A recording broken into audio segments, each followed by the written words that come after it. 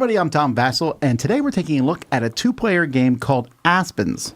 Now, this is a game in which one person is the aspens and the other person is the fir trees. I guess they're having a fight in the middle of the forest. But there's a lot of tree games out there right now. Well, this one here is one that uses little wooden trees, which again is a lot of games, but it's an abstract game with dice. Let's see how that works. First, you build the board. And this is the starting board, although there are other ways to build the board, especially if you put these little lakes at the beginning of the game. Each of the players is going to have a bag full of tons of trees of their type. The different colors don't matter, just for aesthetic purposes. And at the beginning of the game, each player is going to take turns putting a tree next to each of the different lakes that are out here. And then you're going to get 4 more trees that you're going to spread out. So let's say, for example, the yellow player puts 4 there and 2 here, while the green player goes 1, 2, 3, 4 like that. So they have 2, 3, and 2. On a player's turn, they're going to roll both of these dice. Now, there's 2 things that are going to happen. The first is you look at this number die. So the number die goes from 2 to 7. And everyone, both players, doesn't matter whose turn it is, will look at their clumps of trees. And anybody who has that number or higher group of trees will get another tree. So obviously with a 7, nothing happens. Had a 4 been rolled, then the yellow player would have gotten a tree. Green would have gotten nothing. If the 3 had been rolled, yellow would have got a tree, and green would have got a tree. And if the 2 had been rolled, yellow would have got 2 trees, and green would have gotten 3 trees. Now, the person whose turn it is also gets an extra tree, no matter what number was rolled. They then will look at the direction, and they will spawn a new tree in that direction or one of the 2 adjacent directions. So here we rolled northwest, so the yellow player can go northwest, west, or northeast from one of their other ones, as long as there's no tree in it or nothing blocking the way, like the side of the board or something like that. So I could, for example, put one here.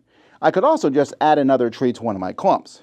And if I have multiple trees, let's say I had rolled a 2 and had 2 extra trees, I might do this and make another clump there. And that's it. They're going to go back and forth doing that. And it's just going to continue, and the whole board's going to be slowly filled up with trees. And that's the point. To win the game, you need to have more spots with trees at the end of the game than your opponent. However, making clumps of trees gives you a chance to get more trees. And that is how the game plays.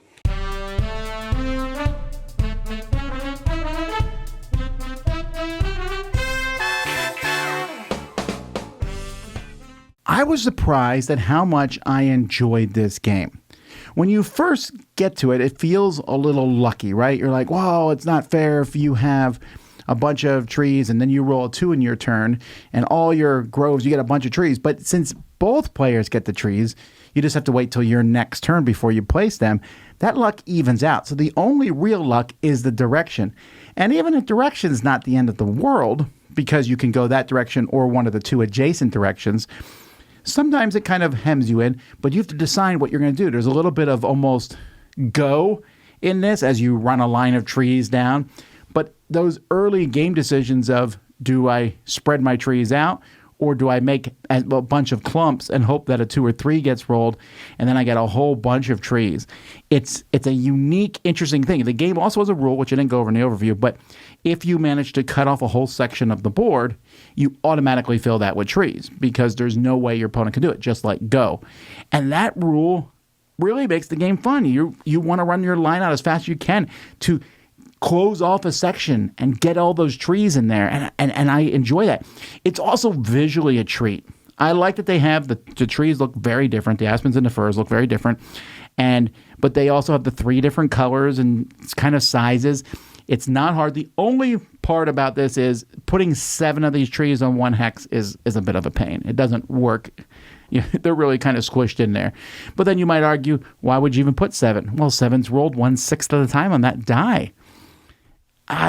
This game feels unique. It's not going to be perfect strategy because of the rolling of the dice, but the die mitigation is pretty well done, and it plays smoothly. Roll dice. We take trees, put trees out, roll dice. And it has that nice back and forth situation. I think it's a neat game. It says 30 minutes on the back of the box. I feel like that's pretty accurate. When it's done, you look at your cool forest. There's a lot of back and forth, but it doesn't feel vicious. It's the kind of game, it says cozy on the box. I feel like that's a buzzword thrown around anymore. I don't know that it feels cozy because there's definitely stress and fighting for spots in the trees, but it looks cozy. I guess that's the word now. So neat. Good art, good production, a lot of fun. 8 out of 10. That's Aspens. I'm Tom Vasel. We'll see you next time. And I also want to say thank you to some of our GameFound backers. I want to say thank you to Colton Thompson, Michael Simmons, Darren Butler, and Bob and Ann Arnold. Thanks so much for backing us. And thank you all for watching.